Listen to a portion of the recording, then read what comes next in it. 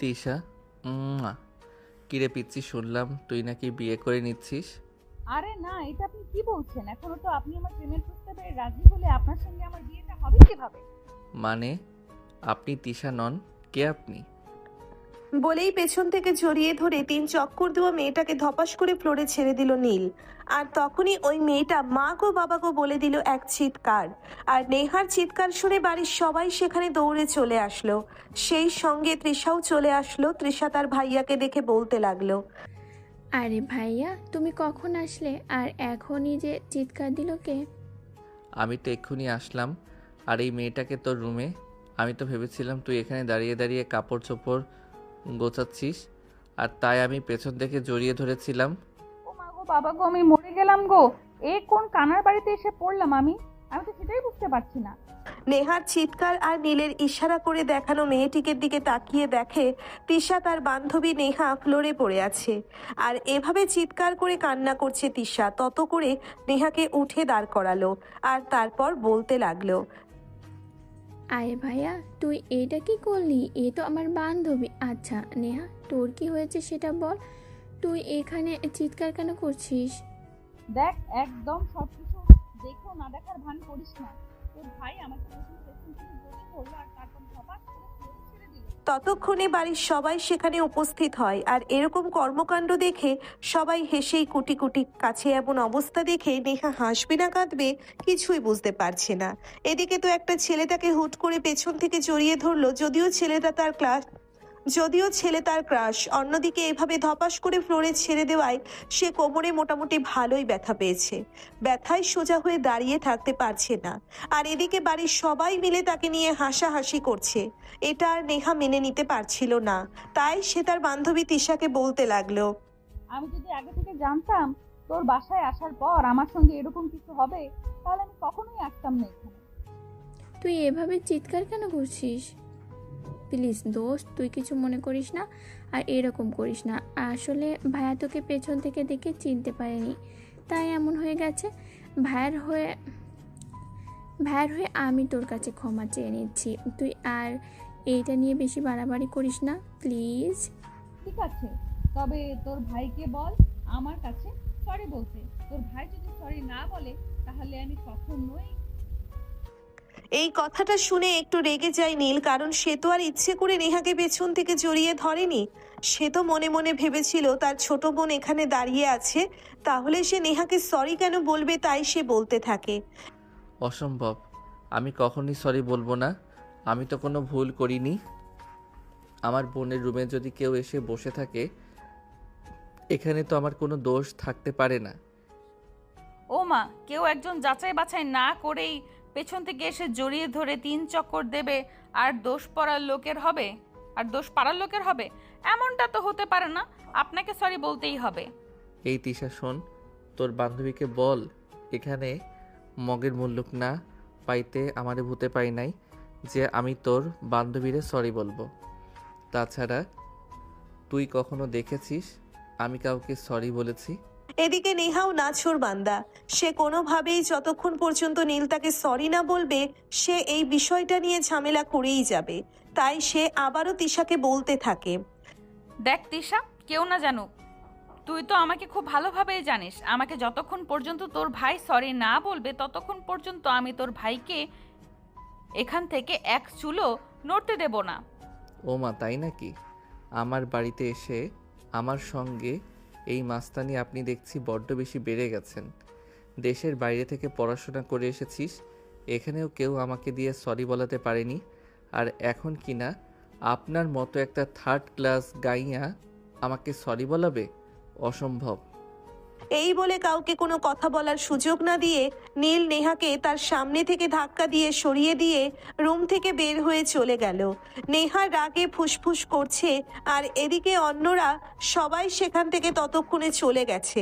সবাই মিলে নীলের রুমে বসে আছে, নীলের সঙ্গে গল্প করছে। এদিকে নেহা গাল ফুলিয়ে ছাদে বসে আছে আর কোনো কিছুই ভালো লাগছে না।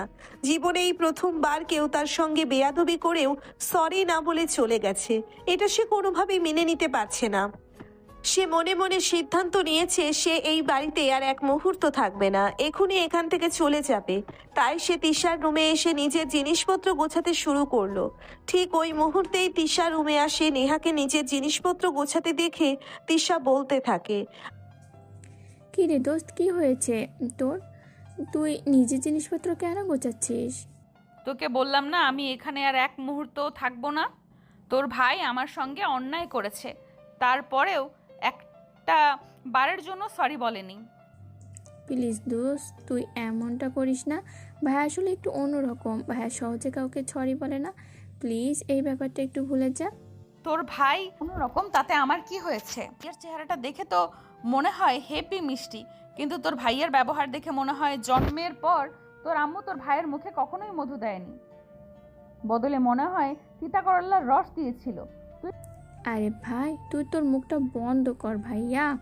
এসব কথা শুনতে পারলে আরো বেশি রেগে যাবে, তখন কিন্তু তোর সঙ্গে আরো লাগবে যাবে। তুই কি ভেবেছিস আমি তোর ভাইয়াকে ভয় পাই? কখনোই না। তুই তো আমাকে খুব ভালো করেই জানিস আমি কাউকে পরোয়া করি না, সে হোক না কেন তাতে আমার কিছুই যায় আসে না। আচ্ছা, তুই এমন কোনো করছিস? তুই তো বলেছিলি আমার ভাইয়াটা হেব্বি কিউট, তুই আমার ভাইয়ার সঙ্গে প্রেম করার একটা চান্স নিতে চাস। তাহলে তুই যদি এখন এই বাড়ি থেকে চলে যাস, তাহলে সেই চান্সটা কিভাবে পাবি বল আমাকে? আপনারা একদম ঠিকই শুনেছেন। তিশার যখন বিয়ের সম্বন্ধ ঠিক হয়, সে তার বান্ধবী নেহাকে নিজের বাড়িতে ইনভাইট করে। আর এদিকে নেহা বেশ অনেক দিন আগেই তিশার এক ফ্যামিলি ফটোতে নীলকে দেখতে পায়, আর সেখানেই সে নীলের ওপর ক্রাশ খেয়ে যায়। তারপর থেকেই সে সিদ্ধান্ত নেয় যেভাবেই হোক নীলকে তার প্রেমে পটিয়েই ছাড়বে। আর সেই সিদ্ধান্তকে বাস্তবায়ন করার জন্যেই তিশার বিয়েতে মূলত তার আগমন। যদিও এই ব্যাপারটা তার ফ্যামিলি কিংবা তিশার ফ্যামিলির কেউই জানে না এখনো পর্যন্ত। তাই নেহা তিশাকে বলতে লাগলো, হ্যাঁ দোস্ত, এটা তুই একদম ঠিক কথাই বলেছিস। আমি যদি এখান থেকে চলে যাই তাহলে তো তোর ভাই বাইর থেকে পটানোর চান্সটা হারিয়ে ফেলবো। ব্যবহার খারাপ হলে কি হবে? চেহারা তো ঠিক আছে, একবার চেষ্টা করে দেখি। এই তো বান্ধবী লাইনে আসছিস, আমার মতো চান্স কিন্তু তোকে কেউ দিবে না, এটা মনে রাখিস। ওকে বান্ধবী, থ্যাংক ইউ সো মাচ যথাসময়ে কথাটা আমাকে মনে করিয়ে দেওয়ার জন্য। আচ্ছা ঠিক আছে, এখন এসব কিছু রেখে চল আমার সঙ্গে। বাগানের স্টেজ ডেকোরেশনের কাজ চলছে, সেখানে গিয়ে দেখি কাজ কত দূর এগোলো।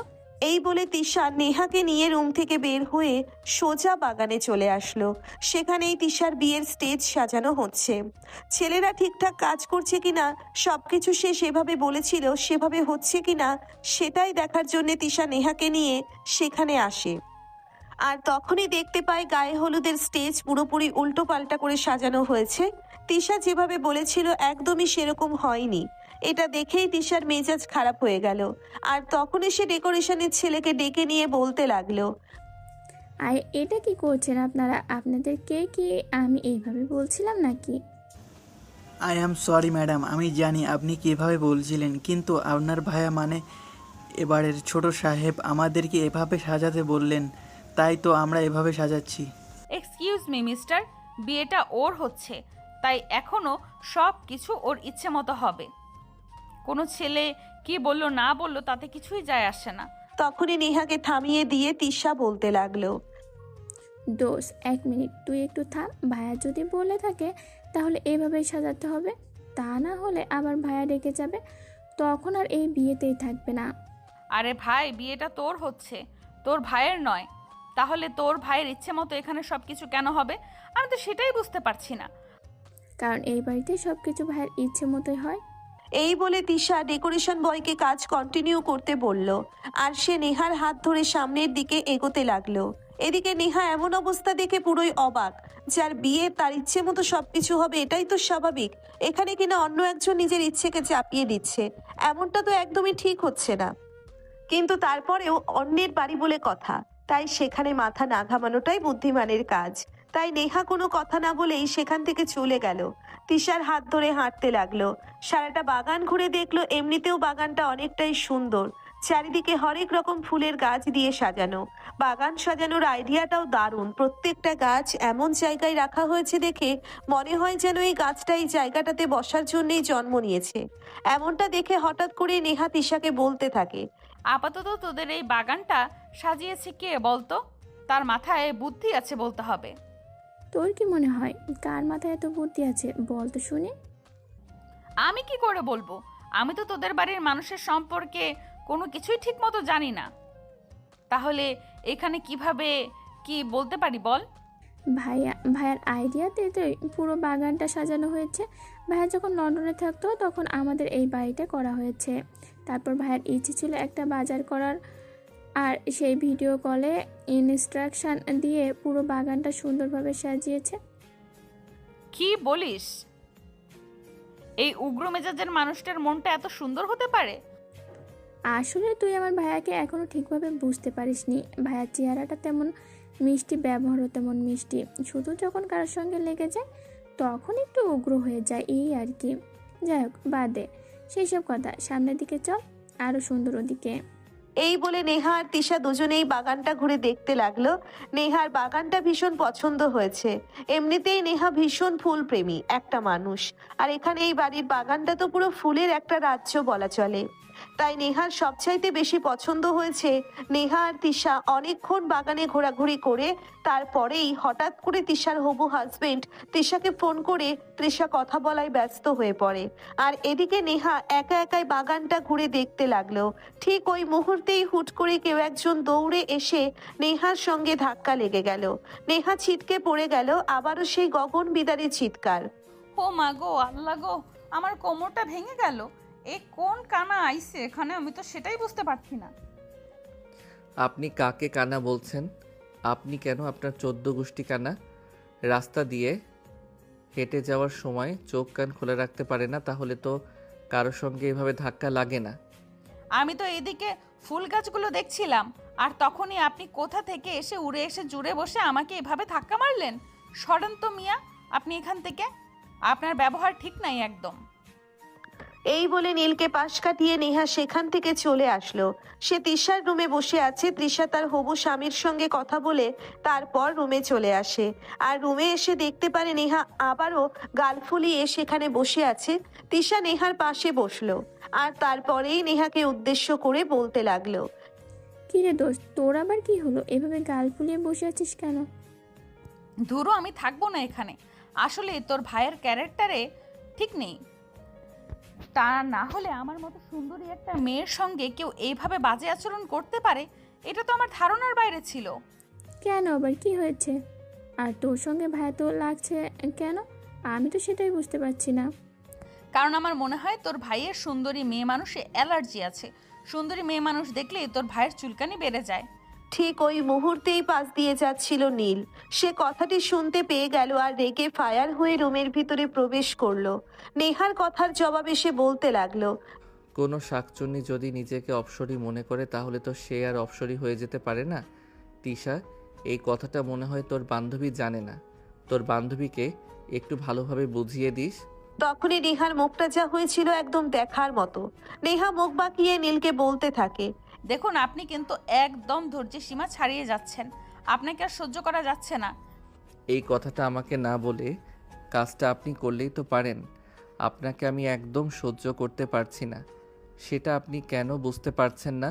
এই বলে নীল আর নেহা দুজনে তর্ক বিতর্ক করতে থাকে। আর তখনই তিশা তাদের দুজনকে উদ্দেশ্য করে বলতে থাকে, প্লিজ ভাইয়া, আমি তোদের দুজনকে রিকোয়েস্ট করে বলছি, কোনো ঝামেলা করিস না।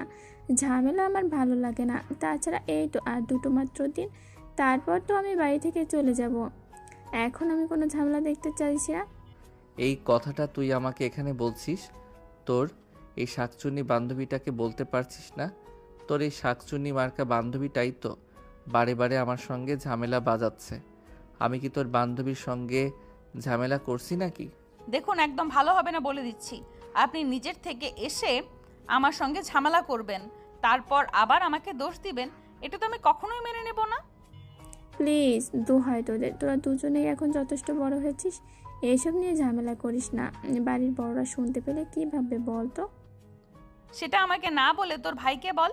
তোর ভাইয়ের যে ক্যারেক্টার আমার মনে হয় না এই বাড়িতে কোনো গেস্ট এসে 1 ঘন্টার বেশি টিকতে পারবে। আমার মতো ধৈর্যশীল মেয়ে বলেই এতক্ষণ ধরে টিকে থাকতে পেরেছি। একদম ভুল। আমি এই ফাজিল মার্কা মেয়েটাকে সহ্য করেছি বলেই এই মেয়েটা এখনও এই বাড়িতে থাকতে পেরেছে। তা না হলে কবে এখান থেকে চলে যেতে হতো। যা ডাইনি মার্কা মেয়ে আল্লাহ।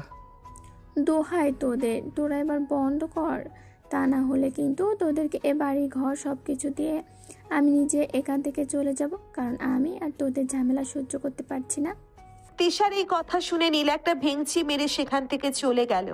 আর তখনই নেহা তিশাকে বলতে থাকে, আরে ভাই, তোর ভাই এমন কেন বলতো? তুই তো একটা লক্ষ্মী মেয়ে, তোর ভাইটা এমন দজ্জাল কেন? বললাম তো, তুই ভাইয়ের সঙ্গে একটু ভালো ব্যবহার কর, কিছুটা সময় কাটা, তাহলে দেখবি ভাই একদমই অমন নয়, খুব ভালো ছেলে। শুধু চেহারা থেকে ক্রাশ খেয়ে মায়ায় পড়ে বসে আছি, সেই জন্যই তো এতক্ষণ ধরে এইসব কিছু সহ্য করছি। তা না হলে কবে ঠাস করে কানের নিচে 2টা বসিয়ে দিতাম, তার কোনো ঠিক ঠিকানা নেই। আইভি হোয়াটসঅ্যাপ, আপনারা একদম ঠিক শুনেছেন। নেহা যখন নীলকে তিশা মোবাইলে একটা ফ্যামিলি ফটোতে দেখেছিল, তখনই সে নীলকে মনে মনে ভালোবেসে ফেলেছিল। আসলে নীলের চেহারাটা দেখতে হেব্বি সুন্দর, যে কোনো মেয়ে দেখলেই প্রথম দেখাতেই ক্রাশ খেয়ে যাবে এমনই। তবে নীল লন্ডনে থাকে, সেখান থেকেই ডাক্তারি পড়াশোনা করছে। তিশার বিয়ে ঠিক হয়েছে, আর তিশা তার একমাত্র আদরের ছোট বোন, সেজন্যই বাংলাদেশে আসা। এদিকে নেহা নীলকে পছন্দ করে, সেটা তৃষা খুব ভালো করেই জানে। আর নেহাও এমনিতে মাশাল্লাহ যথেষ্ট সুন্দরী, এবং ব্যবহারের দিক থেকেও খুবই ভালো, ফ্যামিলি ব্যাকগ্রাউন্ডও ভালো। সেই জন্যেই তিশা মনে মনে ঠিক করে রেখেছে, তাদের দুজনের মধ্যে যদি প্রেম হয়ে যায়, তাহলে ফ্যামিলির সবাইকে কনভিন্স করে সে নেহার সঙ্গেই তার ভাইয়ার বিয়ে দেবে। তবে সেটা আদেও হবে কি হবে না, সেটা সময়ের অপেক্ষা। এদিকে সেদিন থেকেই বাড়িতে মেহমান আসাই শুরু হয়ে গেছে। তিশার দাদা বাড়ি, নানা বাড়ির সমস্ত মেহমানরা আসতে শুরু করেছে। পরের দিন বিকেলে তিশার গায়ে হলুদ, দুপুরের মধ্যেই হলুদ বাড়তে বসেছে। বাড়ির মেয়েরা, সেই সঙ্গে নেহাও রয়েছে। নেহা তাদের সঙ্গে কাজ করছে। এদিকে নীল ব্যস্ত, ক্যামেরা নিয়ে, তার একমাত্র বোনের বিয়ে বলে কথা। ফটো সেশন সে নিজেই করবে বলে ঠিক করেছে। তাছাড়া ছোটবেলায় ফটোগ্রাফি তার একটা শখ ছিল বলে চলে, কিন্তু পরিবারের চাপে তাকে ডাক্তারি পড়াশোনা করার জন্য লন্ডনে যেতে হয়েছে।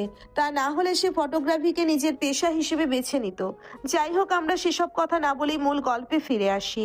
নীল ক্যামেরা হাতে নিয়ে এদিক সেদিক সমানে ছবি তুলে যাচ্ছে। যেই সিনটা তার ভালো লাগছে, সেই সিনটাই সে তার ক্যামেরায় বন্দি করছে। ঠিক ওই মুহূর্তে এই ভিডিও রেকর্ড করতে গিয়ে দেখতে পারি নেহা হলুদ বাড়ছে। ওপর হয়ে বসে, স্বভাবতই মেয়েদের সামনের দিকটাই কাপড়ের ঠিক থাকে না। আর ঠিক ওই মুহূর্তেই এরকম একটা দৃশ্য নীলের ক্যামেরা বন্দি হয়ে গেল। নেহার বুকের কাছ থেকে ওড়নাটা সরে গেছিল, আর ঠিক তার বুকের মাঝখানের বাদামি বেরঙের তিলটা দেখা যাচ্ছিল। এটা দেখে নীলের অনেকটাই রেগে গেল। সে ক্যামেরা বন্ধ করে নেহার কাছে আসলো, আর তখনই কানে কানে বলতে লাগলো, কমলা দুটো যখন মানুষকে দেখানোর এতই শখ, তাহলে একেবারে কাপড়বিহীন অবস্থায় বাইরে ঘোরাঘুরি করলেই তো পারেন। নেহার পায়ের রক্ত মাথায় উঠে গেল। সে নিজেকে কোনোভাবে কন্ট্রোল করতে পারছিল না। রেগে গিয়ে বলতে লাগলো, what do you mean by কাপড়বিহীন অবস্থা? নিজের অবস্থাটা একবার নিজের চোখ দিয়ে দেখেন, তাহলেই বুঝতে পারবেন। এটা বলতেই নেহা নিজের দিকে ফিরে তাকালো, আর তখনই দেখতে পেল তার বুকের উপর থেকে ওড়নাটা সরে গেছে। সে তাড়াহুড়ো করে তার হাতে হলুদ লাগা অবস্থাতেই নিজের ওড়না ঠিক করতে গেল, আর অনেকটা হলুদ তার সাদা ওড়নাটাতে লেগে গেল। কিন্তু সেদিকে তার খেয়াল নেই। আগে নিজেকে ঢাকতে হবে, সেটাই বড় কথা। তাই সেদিকে নজর না দিয়ে ওড়নাটা ঠিক করে আবারও হলুদ বাটায় মনোযোগ দিল। কিছুক্ষণ পরেই হবে তো অনুষ্ঠান শুরু হবে, আর এর মধ্যেই এসব জোকার যন্ত্র করতে হবে। কিছুক্ষণের মধ্যেই তাদের কাজ শেষ হলো, আর এদিকে নীল নিজের মতোই বোনের বিয়ের ফটো সেশন করছিল। সবাইকে সুন্দর করে ছবি তুলে দিচ্ছিল। কিছুক্ষণের মধ্যেই পাত্রপক্ষ থেকে গায়ে হলুদের তত্ত্ব নিয়ে চলে আসে সবাই। মেয়েকে গায়ে হলুদ দিতে ব্যস্ত হয়ে পড়ে। এদিকে নেহা ততক্ষণে রেডি হয়ে গায়ে হলুদের স্টেজে আসে তৃষাকে হলুদ দেওয়ার জন্য। কিন্তু যখনই নেহা গায়ে হলুদের স্টেজে আসলো তৃষাকে হলুদ দেওয়ার জন্যে, নীল ক্যামেরাটা নামিয়ে রাখলো। তৃষা তাকে বলছিল তাদেরকে ছবি তুলে দেওয়ার জন্যে। তার একমাত্র বেস্ট ফ্রেন্ড বলে কথা, বিয়েতে বেস্ট ফ্রেন্ডের সঙ্গে একটা ছবি থাকবে না, সেটা হয় নাকি? কিন্তু নীল কোনোভাবেই রাজি হচ্ছিল না নেহা আর তিশার ছবি তুলে দেওয়ার জন্য। তিশা তাকে রিকোয়েস্ট করাতে সে বলতে লাগলো, না, আমি কোনো কাণ্ডজ্ঞানহীন মেয়ের ছবি তুলে দিতে পারবো না, এতে আমার ক্যামেরার মান ক্ষুণ্ণ হবে। ওকে, ঠিক আছে, কোনো সমস্যা নেই। আপনার ক্যামেরা মানব ক্ষুণ্ণ করতে হবে না। তবে আমাকে কাণ্ডজ্ঞানহীন বলার ফলটা কিন্তু আপনি ঠিক সময় মতো বুঝতে পারবেন। এই বলে তিশাকে আর কোনো কথা বলার সুযোগ না দিয়ে নেহা তিশার গায়ে হলুদ দিয়ে তারপর সেখান থেকে চলে গেল। তারপর একে একে ফ্যামিলির অন্য সবাই হলুদ দিতে লাগলো। এভাবে সেদিনের মতো গায়ে হলুদের অনুষ্ঠান শেষ হয়ে গেল। তিশা আর নেহা দুজন একসঙ্গে বসে গল্প করছে। ঠিক ওই মুহূর্তেই নীল সেখানে গিয়ে উপস্থিত হলো। তখনই তিশা নীলকে বলতে লাগলো, দেখ ভাইয়া, তুই কিন্তু এই কাজটা একদমই ঠিক করিসনি। তুই সবার সামনে আমার বান্ধবীকে অপমান করেছিস। তোর বান্ধবীর মান সম্মান থাকলে তো অপমান বোধ করতে পারতো, কিন্তু আমার তো মনে হয় তোর বান্ধবীর মান সম্মান নেই। মানে এইসব তুমি কি বলছো ভাইয়া? এগুলো কিন্তু তোমার কাছ থেকে আমি একদমই আশা করিনি। তুমি আমার বান্ধবীকে এভাবে অপমান করছো। আমি কি বলছি সেটা তুই বুঝতে না পারলে তুই নিজেই তোর বান্ধবীকে জিজ্ঞাসা করে নিস কেন তোর বান্ধবীকে আমি এই কথাটা বলেছি। তখনই তিশা নেহাকে কিছু বলতে যাচ্ছিল, তার আগেই নেহা তিশাকে বলতে লাগলো, দোস্ত, বাদ দে এইসব কথা, এইসব ফালতু চিন্তা মাথা থেকে ঝেড়ে ফেলে দে। হ্যাঁ, একদমই তাই। তোর বান্ধবীকে বল ভালো হয়ে যেতে, তাহলে নেক্সট টাইম থেকে আমি নিজেই তোর বান্ধবীর ছবি উঠাই দিব। এই বলে নীল সেখান থেকে চলে গেলে। আর এদিকে রাতে যখন ঘুমানোর সময় হলো, বাড়িতে অনেক মেহমান থাকায় সবকটা রুমে একদম গাদাগাদি হয়ে যাচ্ছিল। শুধু নেহা আর তিশা যে রুমটাতে ঘুমিয়েছিল সেই রুমটাতেই তারা দুজন ছিল। হঠাৎই রাত 11টা বাজে রুমের দরজায় কেউ নক করলো। এদিকে তিশা ততক্ষণে ঘুমিয়ে গেছে, কিন্তু নেহার এখনো ঘুম আসেনি, তাই সে জেগেছিল। সে দরজাটা খুললো আর তখনই দেখতে পেল নীল তার সামনে দাঁড়িয়ে আছে। নীলকে দেখতে পেয়ে সে বলতে লাগলো, কি ব্যাপার, এখানে কি চাই? আপনাকে চাই, এমনটাই বলবো ভেবেছিলেন তো? ফালতু কথা বন্ধ করুন। আপনার সঙ্গে ফালতু কথা বলা আমার একদমই ভালো লাগে না। এখানে কেন এসেছেন সেটাই বলুন। এক্সকিউজ মি ম্যাডাম, এটা আমার বাড়ি, আর এখানে যে কোনো জায়গায় যে কোনো রুমে আমি যখন যেতে পারি তার অন্য আমাকে আরও কারো কাছে দেওয়ার কোনো প্রয়োজন নেই। I hope you better understand what I say. আপনার ইংরেজের গুষ্টি কিলাই। এই রুমে দুইটা মেয়ে মানুষ ঘুমাচ্ছে, সেখানে একটা ছেলে মানুষের কি কাজ থাকতে পারে সেটা আমি জিজ্ঞাসা করতেই পারি, আর আপনি আমার প্রশ্নের সেই উত্তর দিতে বাধ্য। বলেই নীল নেহার কথার কোনো উত্তর না দিয়ে হাত দিয়ে নেহাকে সামনে থেকে সরিয়ে রুমের ভিতর ঢুকে গেল।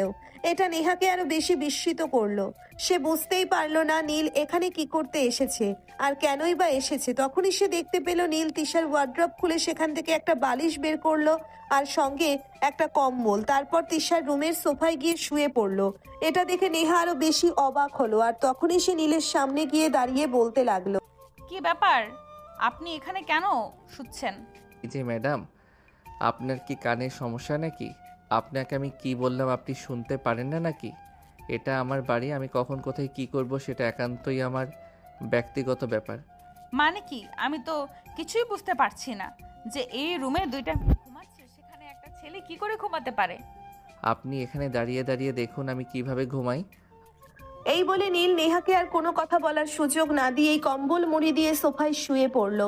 এদিকে নেহা বেশ কয়েকবার তৃষাকে ডাক দেয় এই ব্যাপারটা বলার জন্যে, কিন্তু তৃষা ঘুমে অতল, কারণ আগামীকাল তার বিয়ে। সারাদিন নিজের উপর দিয়ে অনেক ধকল যাবে, তাই এই মুহূর্তে ঘুমটা তার ভীষণ প্রয়োজন। তাই সে তাড়াতাড়ি ঘুমিয়ে গেছে। আর এদিকে নেহা বেশ কয়েকবার ডাক দিয়েও তৃষার কোনো সাড়া শব্দ পায়নি। তাই নেহা নিরুপায় হয়ে দরজাটা লাগিয়ে দিয়ে বিছানায় এসে শুয়ে পড়ল আর মনে মনে দোয়া দরুদ পড়তে লাগলো যেন কোনো বিপদ আপদ না হয়, রাতটা যেন ভালোভাবে পার করতে পারে। বেশ অনেকক্ষণ কেটে যাওয়ার পর নেহার চোখটা হঠাৎ করেই লেগে আসে আর নেহা ঘুমিয়ে পড়ে। মাঝরাতেই হঠাৎ করে ঝোড়ো হাওয়া বইতে শুরু করে, কারেন্ট চলে গেল। এদিকে আমাদের গল্পের নায়ক নীল সাহেব অনেক বড় হলেও এখনো পর্যন্ত ঝড় বৃষ্টিতে তিনি প্রচন্ড পরিমাণে ভয় পান। তাই একা একা সোফায় শুয়ে থাকতে ওনার ভীষণ ভয় করছিল। তাই তিনি মনে মনে ভাবলেন তিশার পাশে গিয়ে শুয়ে পড়লে ভয়টা একটু কম লাগবে। যেমন চিন্তা তেমনি কাজ। সে বিছানায় এসে একপাশে শুয়ে পড়ল। ঘুমের ঘোরে কখন তার পাশে থাকা মানুষটাকে জড়িয়ে ধরলো নীল সেটা বুঝতেই পারলো না। এদিকে হঠাৎ করেই ভোর রাতের দিকে নেহার ঘুম ভেঙে গেল। নেহা চোখ মেলে তাকিয়ে দেখে কেউ একজন তাকে জড়িয়ে ধরে আছে আর তার গরম নিঃশ্বাস নেহার মুখের ওপর পড়ছে। নেহা অনেকটা অবাক হয়ে গেল, কারণ তিশা তো কখনোই তাকে ঘুমের ঘোরে জড়িয়ে ধরবে না, কারণ তাদের মাঝখানে কোলবালিশ দেওয়া। তাহলে তার পাশে কে শুয়ে আছে? তখনই হঠাৎ তার নীলের কথা মনে পড়ল। নীল এই রুমেই ঘুমিয়েছিল। এটা মনে পড়তেই নেহা চিৎকার দিয়ে উঠে বসলো। আর এদিকে নেহার চিৎকার শুনে নীলের ঘুমটা ভেঙে গেল। নীল ঘুম ভেঙেই বলতে লাগলো, আরে আরে, এই আমি এখানে কি হয়েছে? এভাবে চিৎকার করছেন কেন? মানেটা কি? আপনি এখানে কেন? আর আমাকেই বা কেন জড়িয়ে ধরে শুয়ে আছেন? সমস্যা কি আপনার? আমি তো কিছুই বুঝতে পারছি না। আরে আপনি সব কিছুতেই কারণ খুঁজতে চান কেন? আমি তো সেটাই বুঝতে পারি না। রাতে ভীষণ ঝড় এসেছিল, আমি ভীষণ ভয় পেয়েছিলাম। আর আমি ভেবেছিলাম এদিকে তিশা শুয়ে আছে, তাই এদিকে এসে শুয়ে পড়েছিলাম, কিন্তু কে জানতো এখানে আপনি শুয়ে আছেন। দেখুন, একদম মিথ্যা কথা বলার চেষ্টা করবেন না। আপনি এত বড় ছেলে হয়েছেন, এখনো আপনি ঝড় ভয় পান? এটা তো কখনোই হতে পারে না। আপনি ইচ্ছে করে এখানে এসে শুয়ে পড়েছেন আর আমার গায়ে হাত দিয়েছেন। আপনার চরিত্রের সমস্যা আছে, এটা আমি এতক্ষণে বুঝতে পেরেছি।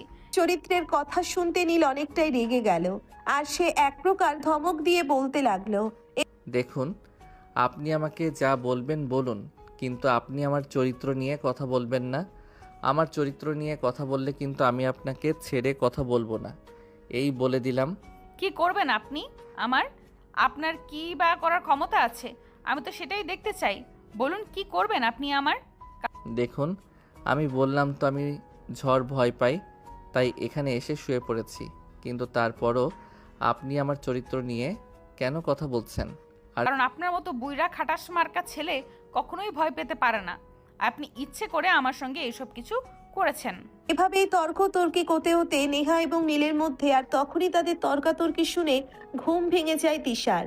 তিশা তাদের তর্কাতর্কি শুনে নেহা এবং নীলকে বলতে থাকে, কি ব্যাপার, কি হয়েছে? আমি তো কিছুই বুঝতে পারছি না। এই বড় রাত্রিবেলার তোরা দুজন এভাবে তর্কাতর্কি করছিস কেন? আর রায়দা আর বাইদা ওয়ে, ভাইয়া তুই এখানে কি করছিস? এ বোন, তুই তোর এই বান্ধবীটাকে বুঝিয়ে বল না। আমি ঝড় তুফান ভীষণ ভয় পাই, আর এদিকে সমস্ত মেহমান সারা বাড়িতে ঘুমিয়ে রয়েছে। আমার রুমেও অনেক মেহমান ঘুমিয়েছে, আমার ঘুমানোর জায়গা ছিল না, তাই আমি তোর রুমে এসে ঘুমিয়েছিলাম। কিন্তু আমি কি করে জানবো এখানে তোর বান্ধবী শুয়ে আছে? আমি তো তোকে ভেবেই শুয়ে পড়েছিলাম। তিশা, তোর ভাই এসব কি ইচ্ছে করেই করেছে? তোর ভাইয়ের চরিত্রে সমস্যা আছে। যে ছেলেরা দেশের বাইরে থাকে তারা কখনোই নিজের চরিত্র ঠিক রাখতে পারে না। আর লন্ডন আমেরিকার মতো উন্নত শহর হলে তো কথাই নেই। এই যে ম্যাডাম শুনেন, একদম মুখের ভাষা ঠিক করে কথা বলেন, এই বলে দিলাম। আবার চরিত্র নিয়ে কথা বললে কিন্তু আপনার চরিত্রে কলঙ্কের দাগ লাগিয়ে তবেই আমি ছাড়ব। দুজনে এভাবেই ঝগড়া কন্টিনিউ করে যাচ্ছিল। এদিকে তৃষা কাউকেই থামাতে পারছিল না। অবশেষে তৃষা তাদেরকে বলতে থাকে, দোহাই তোদের, তোদের ঝগড়া বন্ধ কর। আর আর ভালো লাগছে না। ভোর রাতের বেলা তোরা এসব কি শুরু করেছিস? বাড়ির মানুষ শুনলে কি বলবে? এসব কথা তুই আমাকে কেন বলছিস? তোর ভাই তাকে কেন বলছিস না? ও আচ্ছা, এখন এসব কথা কেন বলা হচ্ছে আমি সেটা খুব ভালোভাবেই বুঝতে পেরেছি। রাতে যখন আমি জড়িয়ে ধরলাম তখন তো খুব ভালোই ফিল নিচ্ছিলেন। সারা রাত জড়িয়ে ধরে রেখে শুয়ে আছি, তখন মনে হয়নি যে আমি খারাপ চরিত্রের লোক। আর এখন যখন রাত ভোর হয়ে গেছে তখন আপনার মনে হলো আমি দুশ্চরিত্রের লোক। সেই থতমত খেয়ে গেল নেহা। আসলে সত্যিই তো সেই রাতে 1টা থেকে নীল তাকে জড়িয়ে ধরে শুয়ে আছে। যদি আনকমফোর্ট ফিল হতো তাহলে তো সে তখনই ঘুম থেকে জেগে উঠতো, কিন্তু সারা রাত তো ঠিকই ঘুমিয়েছিল। নেহা তখন আর কোনো কথা বলে না, চুপচাপ মাথা নিচু করে দাঁড়িয়ে আছে। আর এদিকে তখনই তিশা নেহাকে বলতে লাগলো, কি রে, আমার পাশে যদি অন্য একটা ছেলে ঘুমাতো তাহলে তো আমি ঠিকই খোঁজ পেয়ে যেতাম, কিন্তু ভাই সেই মাঝরাত থেকে তোকে জড়িয়ে ধরে শুয়ে আছে আর তুই একবারও টের পেলি না। কেউ যদি এত সুন্দর করে আলতো হাতে জড়িয়ে ধরে তাহলে কি টের পাওয়া যায় নাকি? কথাটা শুনে রেগে নীল গিয়ে বলতে লাগলো, কী রে তিশা, এবার তো বুঝতে পেরেছিস আমার নয় তোর বান্ধবীর চরিত্রের সমস্যা আছে। এই বলে নীল তখনই রুম থেকে বের হয়ে চলে গেল। আর এদিকে তখনই তিশা নেহাকে বলতে লাগলো, কী রে বান্ধবী, তুই যেখানে আমার ভাইয়াকে কনভিন্স করতে এসেছিস সেখানে তুই আমার ভাইয়ের সঙ্গে লাগতে যাচ্ছিস কেন? সরি রে বান্ধবী, এটা স্ক্রিপ্টের বাইরে হয়ে গেল। আমি ভাবতেই পারিনি এইভাবে তোর ভাইয়ের সঙ্গে আমার লেগে যাবে। সত্যি রে, তোর ভাই যখন আমাকে জড়িয়ে ধরেছিল আমার বেটার ফিল হচ্ছিল। তোর লজ্জা শরম বলতে কিছু নেই? আমি তোর বান্ধবী সেটা ঠিক আছে, কিন্তু আমি তোর হবু বয়ফ্রেন্ডের ছোট বোন, বুঝতে পেরেছিস? আমি তোর ভবিষ্যৎ ননদিনী।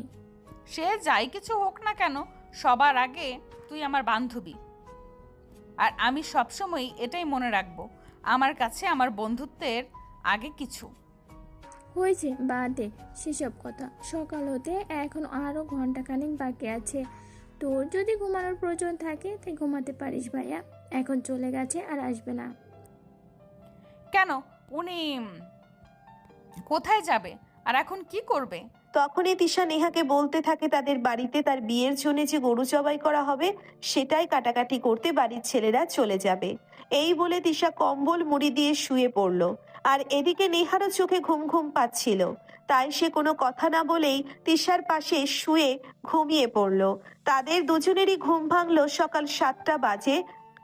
তিশার আম্মু তাদের দুজনকে ঘুম থেকে ডেকে তুলে আর তারপরেই নাস্তা খেতে দেয়। তাদের নাস্তা খাওয়া প্রায় অর্ধেক হয়ে গেছে।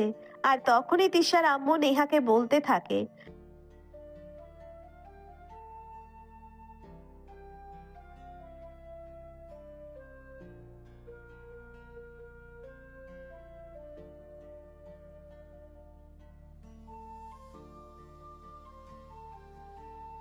এমন একটা সুযোগের অপেক্ষা যেন নেহা অনেক দিন ধরেই করছিল। তিশার আম্মুর কথাটা শোনা মাত্রই নেহা তিশার আম্মুকে বলতে লাগলো, ঠিক আছে আন্টি, কোনো সমস্যা নেই। আপনি শুধু এটা আমাকে বলুন যে আমি কোথায় গেলে ওনাকে পাবো। আমি এই এক্ষুনি ওনার কাছে খাবার নিয়ে চলে যাচ্ছি। বলেই নেহা তিশার আম্মুর হাত থেকে খাবারের বক্সটা তুলে নিল। আর তারপরে তিশার আম্মু নেহাকে বলে দিল নীলকে কোথায় গেলে পাওয়া যাবে। নেহা বাড়ি থেকে বের হয়ে আসে। বাড়ি থেকে একটু দূরেই একটা পুকুর পাড়ে, সেখানেই গরু জবাই করা হয়েছে। নীল সেখানেই কাজ করছে। নেহা ঠিক ওই মুহূর্তে সেখানে গিয়ে উপস্থিত হলো। সেখানে নীল ছাড়া বাড়ির আরো বেশ কয়েকটা ছেলে পেলে ছিল, যারা তিশার নানা বাড়ি এবং দাদা বাড়ি থেকে এসেছে। সবাই মিলে একসঙ্গে কাজ করছে। তখনই নেহা সেখানে উপস্থিত হয়ে নীলের সামনে গিয়ে দাঁড়ায়। আর তখনই নীলকে উদ্দেশ্য করে বলতে থাকে, এই নিন নেহার এমন কথায় ভীষণ রকম অবাক হয় নীল সহ এখানে থাকা সবাই। নীল নেহাকে চিনতে পারলেও অন্যরা তো নেহাকে একদমই চিনতো না, তাই তারা ভীষণ রকম অবাক হয়ে নেহার দিকে তাকিয়ে থাকে। আর তখনই নীল তাদেরকে বলতে থাকে, কি ব্যাপার, কি হলো? তোমরা এইভাবে হাঁ করে তাকিয়ে আছো কেন? ওই ছেলেগুলো কিছু বলতে চাইছিল, কিন্তু নেহা তাদেরকে কোনো কথা বলার সুযোগ না দিয়ে নিজেই বলতে লাগলো, আসলে আমি আপনার জন্য খাবার নিয়ে এসেছি, কিন্তু তাদের তো বউ নেই, বা তাদের বউরা তাদের জন্য খাবার নিয়ে আসেনি, তাই তারা একটু অবাক হয়েছে, এই আর কি। কথাটা শুনেই যতটা রেগে গেল ঠিক ততটাই অবাক হয় বাকিরা। সবাই নেহার দিকে তাকিয়ে রইল। তারা তো জানেই না যে নীল বিয়ে করেছে বা নীলের কোনো গার্লফ্রেন্ড আছে। তাহলে এই বউ নামক গার্লফ্রেন্ড আসলো কোথা থেকে? আর ঠিক তখনই নীল তাদের সবাইকে ধমক দিয়ে বলতে লাগলো, এই যে তোমরা সবাই ফালতু চিন্তাভাবনা বন্ধ করে দাও। ওর সঙ্গে আমার বিয়ে বা প্রেম কোনোটাই হয়নি। ও শুধু তিশার বান্ধবী। তিশার বিয়ে উপলক্ষে এখানে এসেছে আর কালকে এখান থেকে চলে যাবে। কিন্তু আমার তো এখান থেকে চলে যাওয়ার কোনো ইচ্ছেই নেই মেরা জান। আমি তো সারা জীবন এখানে থেকে যেতে চাই, যদি তুমি রেখে দাও। এসব কি ফালতু কথা বলছেন? আমি আপনাকে রেখে দেব মানে? আপনি যে উত্তর এখান থেকে যান বলছি, এখানে থেকে সিনক্রেট করবেন না। উফ মেরা জান, আমি সত্যি বলছি, আমি কোনো সিনক্রেট করছি না, যেটা সত্যি সেটাই বলছি।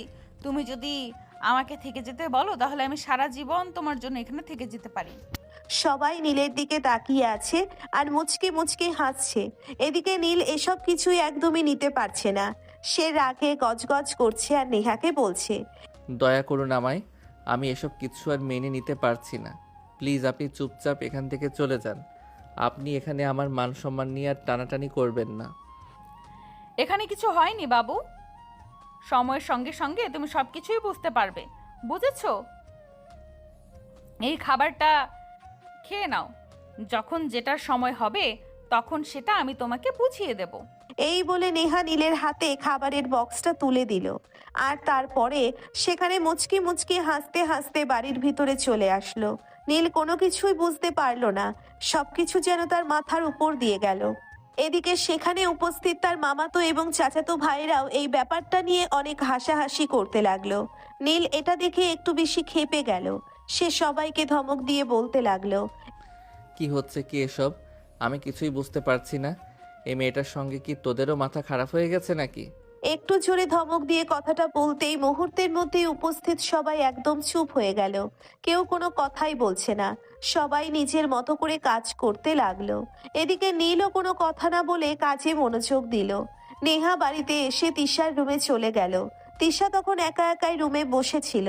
কিছুক্ষণ পরেই পার্লার থেকে মেয়েরা আসবে তাকে সাজুগুজু করানোর জন্য। নেহা তিশার পাশে গিয়ে বসলো আর তারপরে বলতে লাগলো, দোস্ত, তুই তো বিকেলবেলায় এখান থেকে চলে যাবি, তারপর তো আমি একদম একা হয়ে যাব। তোর ভাইকে কিভাবে আমি পটাতে পারবো তার জন্য কিছু টিপ দিয়ে যা না আমাকে। আমার ভাইকে পটানোর জন্য তোর কোনো টিপস ইউজ করার কোনো প্রয়োজন নেই। তুই শুধু আমার ভাই যেটা পছন্দ করে সেটাই করতে থাক। হ্যাঁ, একদমই তাই। আমি তো তোকে সেটাই জিজ্ঞেস করছি, তোর ভাই কি করতে পছন্দ করে, কি করলে আমি তোর ভাইকে পটাতে পারবো, সেটারই টিপস তোর কাছে জানতে চেয়েছি। ঠিক তখনই তিশা নেহাকে কিছু বলতে চাইছিল, কিন্তু সেটা বলার আগেই তিশার আম্মু এসে সেখানে উপস্থিত হলো।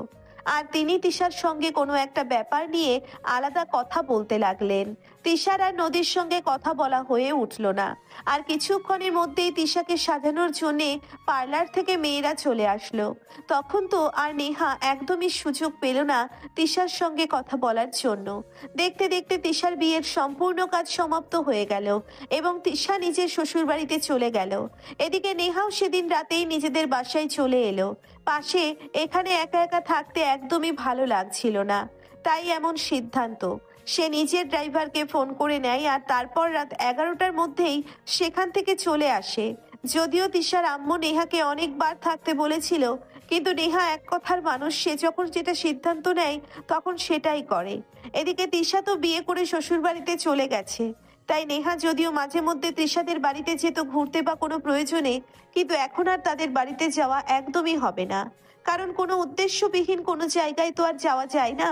আর এখন যদি নেহা তৃষাদের বাড়িতে যায় তাহলে নিশ্চয়ই বাড়ির মানুষ কিংবা যে কেউ প্রশ্ন করতেই পারে যে নেহা ওই বাড়িতে কেন যাচ্ছে, কারণ ওই বাড়িতে তো আর এখন তার বান্ধবী থাকে না। তাই নেহা চাইলেও সেই বাড়িতে যেতে পারছিল না। এদিকে তিশার বিয়ে হয়ে যাওয়া, নীলের দেশে আসা, বেশ কিছুদিন ছুটিতে বাংলাদেশেই থাকা, এর মধ্যেই তার পরিবার তার বিয়ের সম্বন্ধ করতে থাকে। কথাটা ইতিমধ্যেই তিশা জানতে পারে, আর সেটা তারপরে ব্যাপারটা নেহাকে খুলে বলল। এটা শুনে তো নেহা ভীষণ রকম ভেঙে পড়ল। যে মানুষটাকে সে এতদিন ধরে মনে মনে ভালোবেসে এসেছে, যেই মানুষটাকে নিয়ে নিজের মনে নিজের অজান্তেই হাজারটা স্বপ্ন করেছে, আর সেই মানুষটাই হারিয়ে যাবে, এটা সে মেনে নিতে পারছে না। তাই সে তিশাকে বলতে থাকে, দেখ, আমি এটা কখনোই হতে দিব না। আমি যদি তোর ভাইকে না পাই তাহলে কখনোই অন্য কোনো মেয়েকে তোর ভাইকে বিয়ে করতে দেব না, এটা আমি বলে দিলাম।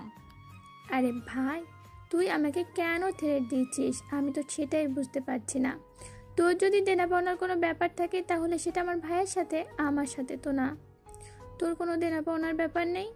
আমি তোকে এই কথাটা বলেছি, আর তুই এই কথাটা তোর ভাইকে জানিয়ে দিবি। এরপরেও যদি তোর ভাই অন্য কোনো মেয়েকে বিয়ে করার দুঃসাহসটা দেখায় তাহলে কিন্তু তোর ভাইয়ের ওটা কেটে একদম হাতে ধরিয়ে দেব, মনে রাখিস। তিশা নেহাকে কোনো কিছু বলতে চাইলেও নেহা তাকে সেই সুযোগটা না দিয়ে মুখের উপর ফোনটা কেটে দিল।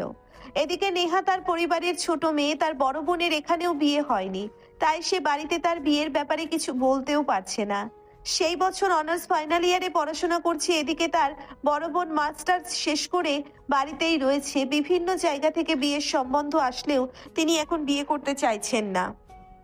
পড়াশোনা শেষ করেছেন, এখন নিজেকে কিছুটা সময় দিতে চান আর তারপর বিয়ে শাদী নিয়ে চিন্তা করতে চান। যেহেতু তিনি বড় বোন হয়ে বিয়ে শাদী নিয়ে চিন্তা করছেন না, সেহেতু নেহার বিয়ের কথা চিন্তা করা অনর্থক ছাড়া কিছুই না। তাই নেহা মনে মনে সিদ্ধান্ত নিল যেভাবেই হোক নীলের বিয়ে আটকাতেই হবে। এই কথা মাথায় আসতেই সে সোজা চলে গেল তিশাদের বাড়িতে। বাড়ির গেটের সামনে দাঁড়িয়ে কলিং বেল চাপ দিতেই দরজা খুলে দিল নীল। নেহা একদম অবাকের চূড়ান্ত সীমানায় পৌঁছে গিয়ে বলতে থাকে, কি ব্যাপার? মনে হয় আমার জন্য অপেক্ষা করা হচ্ছিল। আমি কলিং বেলে চাপ দিব আর দরজা খুলবে, তাই না? আপনার এসব প্রশ্নের উত্তর তো আমি পরে দেব, কিন্তু তার আগে আপনি আমাকে এটা বলুন যে আপনি আমাকে হঠাৎ করে আপনি থেকে তুমি করে কেন বলছেন? বারে, কাছের মানুষকে তুমি করে বলবো না তো কি করে বলবো শুনি? মানেটা কি? আমি তো কিছুই বুঝতে পারছি না। What do you mean by কাছের মানুষ? তিশা কি বাড়িতে এসেছে? এই কথাটা বলে নীলের কথার কোনো প্রতি উত্তর না করে তার কথাটা এড়িয়ে গিয়ে নেহা বাড়ির ভিতরে প্রবেশ করে তখনই দেখতে পায় নীলের আম্মু ড্রয়িং রুমে বসে ফোন টিপছে। নেহা ওনার পাশে গিয়ে বসলো, তারপরে ওনাকে জড়িয়ে ধরেই বলতে লাগলো, আচ্ছা আন্টি, তুমি আমাকে দেখো না? আমি কি দেখতে কম সুন্দরী?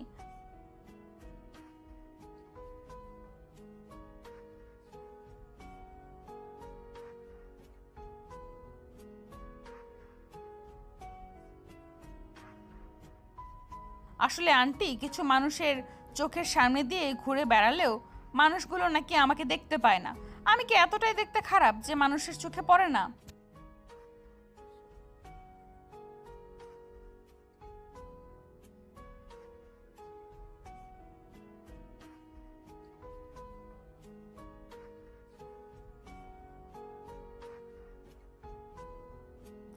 আছে আছে আন্টি, এমন অনেক মানুষ আছে যারা আমাকে এই কথাগুলো বলে। তেমনি একজন মানুষ তোমাদের বাড়িতেও আছে। নেহার কথাটা শুনে ভীষণ রকম অবাক হয় নীলের আম্মু। তিনি এই কথাটার আগাগোড়া কিছুই বুঝতে পারে না, তাই তিনি নেহাকে এই কথাটার ব্যাপারে জিজ্ঞেস করেন, কিন্তু নেহা যথেষ্ট চতুরতার সঙ্গে কথাটা এড়িয়ে গেল। সে নীলের আম্মুর এই কথাটার কোনো উত্তরই দিলেন না। এদিকে নীলের আম্মুও সাদাসিধে মানুষ, তিনি এত প্যাচগোছ বোঝেন না, তাই তিনি উল্টে আর নেহাকে কোনো প্রশ্নই করলেন না। এদিকে নেহা নীলের আম্মুর সঙ্গে কথা বলছে। নীল নিজের রুমে এসে সিগারেটের প্যাকেটটা হাতে নিয়ে সোজা ছাদে চলে এসেছে। সেখানে দাঁড়িয়ে দাঁড়িয়ে সিগারেট টানছে। ঠিক ওই মুহূর্তেই নেহা সেখানে উপস্থিত হয়। নীল একদম বুঝতেই পারেনি নেহা সেখানে এসেছে। সে তার মতোই নিকোটিনের কালো ধোঁয়া নিজের ফুসফুসের ভেতর একবার নিচ্ছে আর একবার বের করছে। হঠাৎ করে নেহা পেছন থেকে আচমকা নীলকে জড়িয়ে ধরে। হঠাৎ করেই কারোর এভাবে জড়িয়ে ধরায় ভীষণ রকম চমকে যায়। নীল হাতের সিগারেটটা ছুঁড়ে ফেলে দিয়ে একেবারে চিৎকার দিবে দিবে এমন অবস্থায় বলতে থাকে, কে কে এখানে? তখনই একটা ভিলেন মার্কা হাসি দিয়ে নেহা নীলকে বলতে থাকে, আচ্ছা, আপনার সমস্যাটা কি? আমি তো সেটাই বুঝতে পারি না। এই তো আপনি আমাকে তুমি করে বলছেন, এই তো আপনি করে এইবার আমার পার্সোনাল ব্যাপারে নাক গলাচ্ছেন। আসলে আপনার উদ্দেশ্যটা কি বলুন তো শুনি। দেখুন, অনেক দিন ধরে ধৈর্য ধরেছি, অনেক সহ্য করেছি। আমি আর সহ্য করতে পারছি না। আমার মনের কথা আমি বেশি দিন লুকিয়ে রাখতে পারি না, তাই আজ আমি আমার মনের কথা প্রকাশ করতেই এখানে এসেছি। এক নিঃশ্বাসে কথাগুলো বলে নেহা, আর তখনই নীল নেহাকে বলতে থাকে, আরে এই যে ম্যাডাম, এভাবে কেউ কথা বলে নাকি? আপনি আস্তে আস্তে ধীরে সুস্থে কথা বলুন। আমি তো আর পালিয়ে যাচ্ছি না, এখানেই দাঁড়িয়ে আছি, আর আমার কান দুটোও সম্পূর্ণ ঠিক আছে। আপনি কখন কোন দিক দিয়ে পালিয়ে যান তার কোনো ঠিক ঠিকানা নেই। আপনাকে নিয়ে আমি অল টাইম আতঙ্কে থাকি। মানেটা কি? আমার মাথায় কিছু ঢুকছে না, প্লিজ টেল মি সামথিং। আসলে I mean I love you. What? আপনার কি মাথা খারাপ হয়ে গেছে? No, I am always all right. কিন্তু অ্যাজ এ ডক্টর আমার মনে হয় আপনার মাথায় প্রবলেম আছে। আপনি একজন সাইকোলজিস্ট দেখান। সেই সাইকোলজিস্ট যদি আপনি হন, তাহলে আপনাকে আমি দেখতেই পারি, তাহলে আমি দেখাতেই পারি। আপনি ছাড়া অন্য কোনো ডাক্তারকে আমি দেখাতে পারবো না। এই প্লিজ আপনি এখান থেকে যান তো, আমি আপনাকে সহ্য করতে পারছি না। Please leave me alone. সেটা বললেই তো হবে না। আমি আপনাকে এত সহজে একা ছেড়ে যাচ্ছি না, কারণ ভালোবেসেছি আপনাকে। নেহা এক একটা কথা বলছিল আর নীলের রাগ যেন ততই বেশি বেড়ে যাচ্ছিল। সে কোনোভাবেই নিজেকে কন্ট্রোল করতে পারছে না। মনে হচ্ছিল যেন এখনই নেহাকে ধরে কিলিয়ে একদম শেষ করে দেয়, কিন্তু এটা তো সম্ভব না। একটা মেয়ের গায়ে হাত তোলা বোকামি ছাড়া আর কিছুই না। তাই সে নিজের রাগ কন্ট্রোল করার সর্বোচ্চ চেষ্টা চালাচ্ছে, কিন্তু কোনোভাবেই সেটা সম্ভব হয়ে উঠছে না। নেহা এমন সব কথাবার্তাই বলছে তাকে। এক পর্যায়ে তো নেহা বলেই ফেললো, দেখুন, আমি শুনেছি আপনার বিয়ের কথাবার্তা চলছে, কিন্তু আমি আপনাকে না দেখে আপনার ছবি দেখেই পছন্দ করে ফেলেছিলাম। এখন আপনি আমাকে ফেলে অন্য কাউকে বিয়ে করে নেবেন, এটা আমি কোনোভাবেই মানব না। এই যে দেখুন কে আপনি আর আপনার ফ্যামিলি ব্যাকগ্রাউন্ড কি সেটা আমি সত্যিই জানি না। যদিও আপনি আমার ছোট বোনের বান্ধবী, তাই একটা কথা মাথায় ভালোভাবে ঢুকিয়ে নিন। আপনার মতো একটা সাইকো মেয়েকে আমি কোনোদিনই বিয়ে করব না। আর আমার ফ্যামিলিও আশা করি এই ব্যাপারটা নিয়ে কোনো কথা বলবে না। আপনি তো করবেন ভালো করবেন, আর আপনার ফ্যামিলিও আমাকে আপনার বউ বানাবে। আপনি মিলিয়ে নিন, আমি বলে দিলাম। ওকে ফাইন, সময় হলে দেখা যাবে। এই বলে নীল নেহাকে আর কোনো কথা বলার সুযোগ না দিয়ে সেখান থেকে নিজের রুমে চলে আসলো আর দরজাটা লাগিয়ে দিয়ে বিছানায় শুয়ে ফোন টিপতে লাগলো। আর ঠিক ওই মুহূর্তেই তার ব্রিটিশ গার্লফ্রেন্ড তাকে ফোন করে সেই ফোনটা রিসিভ করে বেশ কিছুক্ষণ কথা বলে, আর তারপর এই কলটা কেটে দিয়ে সে একটু ঘুমানোর চেষ্টা করে। এদিকে নীল বাড়িতেই রয়ে যায়। এদিকে নীল বাংলাদেশে আসার পর থেকে সারাদিন বাড়িতেই রয়ে যায়, কারণ সেই ছোটবেলায় বলতে গেলে প্রায় 8 বছর আগে বাংলাদেশ থেকে বাইরে চলে গেছে। এখন বাংলাদেশের আর সেরকম কোনো বন্ধু বান্ধবও নেই। যারা ছিল তারা বিয়ে শাদী আর বউ বাচ্চা নিয়ে ব্যস্ত সময় পার করছে। কিন্তু এদিকে নীল সবে মাত্রই পড়াশোনায় শেষ পর্যায়ে, আর তখনই তার বোনের বিয়ের জন্যে তাকে বাংলাদেশে আসতে হয়েছে। এই তো 1 মাসের ছুটিতে আছে, তারপর আবারও লন্ডন চলে যাবে। তারপর হয়তো সেখানে চাকরি বাকরি নিয়ে ব্যস্ত হয়ে যাবে। আর সেই জন্যেই তার মা বাবা চাইছিল এবার বিয়ে করিয়ে বউটাকে সঙ্গে দিয়ে দিতে। একা একা ছেলে আর কত প্রবাস জীবন কাটাবে। কিন্তু বেশ কয়েকটা মেয়ের সঙ্গে দেখা সাক্ষাৎ হলেও তাদেরকে কোনোভাবেই পছন্দ হচ্ছিল না নীলের আম্মুর, তাই বিয়ের সম্বন্ধটাও তাড়াতাড়ি হয়ে উঠছিল না। এদিকে প্রায় 1 সপ্তাহ পর একটা মেয়ের পরিবারের সঙ্গে কথাবার্তা বলে বিয়ের দিন তারিখ প্রায় ফাইনাল হয়ে যায়, আর সেই জন্যেই তিশা তার বাবার বাড়িতে আসে। আর নীলের বিয়ের কথা শুনে নেহা তো একদম পাগল প্রায় অবস্থা হয়ে যায়। সে কি করবে কিছুই বুঝে উঠতে পারে না, তাই সে পাগলের মতো ছুটে তিশাদের বাড়িতে চলে আসে। তিশা তখন তাকে বলতে থাকে, দেখ দোস্ত, পাগলামো করিস না। এখানে পাগলামি করে আর কোনো লাভ হবে না। যখন সময় ছিল তখন আমি তোকে বলেছিলাম, কিন্তু তখন তুই কিছুই করতে পারিসনি। তাই প্লিজ তোকে আমি রিকোয়েস্ট করে বলছি, আমার ফ্যামিলির এমন একটা ভালো সময়ে তুই কোনো চিন ক্রিয়েট করিস না। দেখ, আমার এতদিনের স্বপ্ন এভাবে ধুলোর সঙ্গে মিশে যাবে, আমি সেটা বসে বসে দেখবো, এমনটা তো কখনোই হতে পারে না। তোর ভাইকে আমি ভালোবেসেছি, আর তোর ভাইকে যদি কেউ বিয়ে করে সেটা আমি। দেখ বান্ধবী, তোকে আমি রিকোয়েস্ট করে বলছি, এখানে আমার ফ্যামিলির মান সম্মান জড়িয়ে আছে। তাই তুই প্লিজ এমন কিছু করিস না যাতে আমার ফ্যামিলির মান সম্মান নষ্ট হয়। সরি বান, আমি তোর কথা রাখতে পারলাম না। যেখানে আমার ভালোবাসা হারিয়ে যাবে সেখানে আমার বন্ধুত্ব আমার ভালোবাসার চাইতে বেশি কিছু হতে পারে না। সো প্লিজ আমাকে মাফ করে দিস, তোদের কথা আমি চিন্তা করতে পারলাম না। এই বলে নেহা সেখান থেকে সোজা নীলের রুমে চলে গেল। নীল তখন নিজের রুমে শুয়ে শুয়ে নিজের ব্রিটিশ সিটিজেন গার্লফ্রেন্ডকে ঠকিয়ে মা বাবার পছন্দ করা মেয়েকে বিয়ে করতে চলেছিল। আর ঠিক এই মুহূর্তেই সেখানে নেহা বলতে থাকে, শুনুন, আপনার মতো বদমাইশ ছেলে আমি জীবনে 2টা দেখিনি। যেখানে একটা ব্রিটিশ মেয়ের সঙ্গে আপনি প্রেম করেন, আর আমি বাংলাদেশের সুন্দরী শিক্ষিতা বড়লোক বাবার মেয়ে হয়ে আপনাকে ভালোবাসি আর পছন্দ করি, সেখানে আপনি আমাকে পাত্তা না দিয়ে আপনার মা বাবার পছন্দ করা মেয়েকে বিয়ে করতে চলেছেন। হ্যাঁ, এটাই তো আমাদের মতো বাঙালি ছেলেদের কাজ। আমরা বিদেশে পড়াশোনা বা চাকরি বাকরি করতে চাই, সেখানে থেকে বিয়ে করে বউ নিয়ে দেশে আসার জন্য নয়। কারণ আমাদের মা বাবারও একটা স্বপ্ন আছে, তারা আমাদেরকে দেখে শুনে দায়িত্ব নিয়ে তাদের পছন্দ মতো মেয়েদের সঙ্গে বিয়ে দেবে। তাহলে আমরা কেন আজও তাই মা বাবার মনে কষ্ট দিয়ে ব্রিটিশ জাতিকে কোনো মেয়েকে বিয়ে করতে যাব বলেন? তো ঠিক আছে, না হয় এটা মেনে নিলাম, কিন্তু তাই বলে আপনি আমার মতো শিক্ষিত সুন্দরী বড়লোক বাবার আদরের দুলালিকে কিভাবে অ্যাভয়েড করতে পারেন? কারণ আপনি একটা সাইকো, আপনার মাথায় সমস্যা আছে। আপনার মতো মেয়েকে কেউ বিয়ে করবে না। কিন্তু আমি যদি বলি আপনাকে বিয়ে করতেই হবে, তখন আপনি কি করবেন? আমাকে পাগল কুকুর কামড়ায় না যে আপনার মতো একটা সাইকো মেয়েকে বিয়ে করতে হবে। আপনাকে সাইকো মেয়েকেই বিয়ে করতে হবে এবং এই সাইকো মেয়েটাকেই বিয়ে করতে হবে, অ্যান্ড দ্যাটস মাই চ্যালেঞ্জ। কিন্তু নীল নেহার সেসব কথার কোনো পাত্তাই দিল না। সে মোবাইলটা হাতে নিয়ে ফেসবুকিং করতে লাগলো। এদিকে নীলের বিয়ের ডেট ঘনিয়ে আসছিল। এই তো আর দুদিন পরেই তার বিয়ে। নেহা কি করবে কিছুই বুঝে উঠতে পারছিল না, তার মাথা কোনো কাজ করছিল না। সেই নীলকে নিজের চোখের সামনে হারিয়ে ফেলবে এটা কোনোভাবেই মেনে নিতে পারছিল না। তাই তো নেহা সেদিন হুট করে নীলের বাবার কাছে গিয়ে বলতে লাগলো, আঙ্কেল প্লিজ, আপনারা সবাই মিলে আমার এত বড় সর্বনাশ করবেন না। আমি আপনাদের কাছে রিকোয়েস্ট করছি, প্লিজ আপনারা আমার সন্তানের বাবাকে আমার এবং আমার সন্তানের কাছ থেকে কেড়ে নেবেন না। এমন একটা পরিস্থিতির জন্য কোনোভাবেই প্রস্তুত ছিল না নীলের পুরো পরিবার। নেহার এমন কথা শুনে সবাই একদম হতভম্ব হয়ে গেল। তারা এই কথার আগাগোড়া কোনো কিছুই ভেবে পাচ্ছিল না।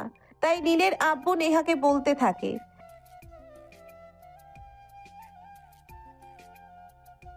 আঙ্কেল, আমি নীলের সন্তানের মা হতে চলেছি। ওনার আর আমার মধ্যে ভালোবাসার সম্পর্ক রয়েছে, কিন্তু ও আপনাকে ভয় পায় বলে আপনার সঙ্গে আমাদের ভালোবাসার কথা বলতে পারছে না।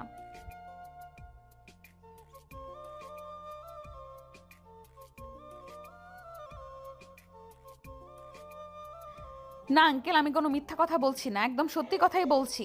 আপনার ছেলে দেশে এসেছে প্রায় 1 মাস, আর আমাদের সম্পর্কের বয়স প্রায় 2 বছরের বেশি। আমরা দুজনে আগে থেকে ঠিক করে রেখেছিলাম দেশে আসার সঙ্গে সঙ্গে আমরা ফিজিক্যাল রিলেশন করব, আর তারপরে সেখান থেকে আমি প্রেগনেন্ট হয়ে যাই। কিন্তু এখন আপনার ছেলে আপনাদের চাপে পড়ে আমাকে ফেলে অন্য একটা মেয়েকে বিয়ে করতে চলেছে। প্লিজ আপনারা এটা করবেন না। এমন কথা শুনে নীলের মা বাবা তারা কোনোভাবে এটা বিশ্বাসই করতে চায় না তাদের ছেলে এটা করেছে বা এমন কিছু করতে পারে। তাই তিনি নিজের ছেলেকে ড্রয়িং রুমে ডেকে নেয় আর বলতে থাকেন,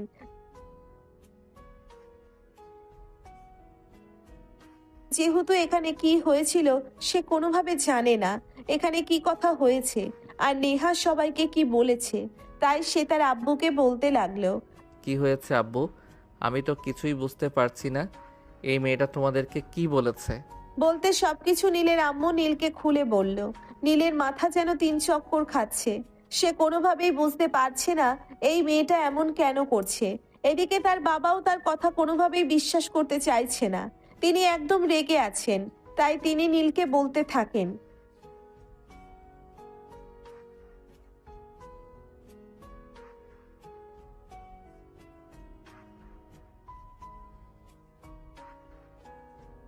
আব্বু প্লিজ তুমি আমার কথা শোনো আর বিশ্বাস করো, এই মেয়েটার সঙ্গে আমার কোনো সম্পর্ক নেই। আর আমার কথা যদি তোমার বিশ্বাস না হয় তাহলে তুমি এই কথাটা তোমার মেয়েকে জিজ্ঞাসা করে দেখতে পারো। তখনই আরো বেশি গায়ে নীলের তখনই আরো বেশি রেগে যায় নীলের আব্বু। তিনি নিজের ছেলেকে ধমক দিয়ে বলতে থাকেন,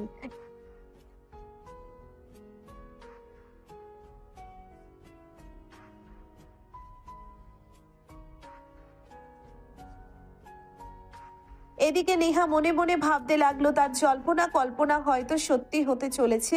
তাই সে তার অভিনয়ের মাত্রাটা আর একটু বাড়িয়ে দিল। সে তখনই আবারও ভ্যা ভ্যা করে কাঁদতে শুরু করলো আর বলতে লাগলো, দেখুন আঙ্কেল, এখন আপনি বলুন, আপনার ছেলে যদি আমাকে বিয়ে না করে তাহলে আমার ঠিক কি অবস্থাটা হবে? আর এই সব কিছু যদি আমার বাবা জানতে পারে তাহলে আপনাদের অবস্থাটা কি হবে? আপনি কি আমার বাবাকে খুব আপনি তো আমার বাবাকে খুব ভালো করে চেনেন, আর আমার বাবার চরিত্র সম্পর্কে আপনার খুব ভালো ধারণা আছে আশা করি। হ্যাঁ ভিউয়ার্স, একদম ঠিকই শুনতে পেরেছেন। নেহার বাবার যেমন টাকা পয়সা অর্থ সম্পদের কোনো অভাব নেই, তেমনি ক্ষমতার দাপট অনেক। এলাকার বড় বড় পুলিশ অফিসাররা ওনার পকেটে, কারণ বর্তমান সময়ের মানি ইজ পাওয়ার বলে কথা। তাই তিনি কোনো কিছুরই পরোয়া করেন না, নিজের পয়সা দিয়ে সবকিছু নিজের পকেটে তুলে রাখেন। এদিকে নেহার এমন কথা শুনে নীলের বাবা ভীষণ চিন্তিত হয়ে পড়েন। তিনি কি করবেন কিছুই ভেবে পাচ্ছেন না। এদিকে একটা মেয়ের সঙ্গে সম্বন্ধ ঠিক হয়ে গেছে, সেখানে কেনাকাটাও প্রায় হয়ে এসেছে, আর এখন কিনা তিনি জানতে পেরেছেন ওনার ছেলে আর একটা মেয়ের সঙ্গে এত কিছু করে ফেলেছে। তাই তিনি নিজের ছেলেকে বলতে থাকেন,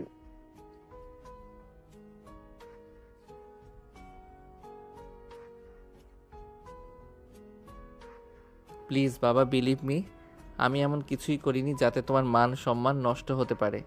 মেয়েটা মিথ্যা কথা বলছে।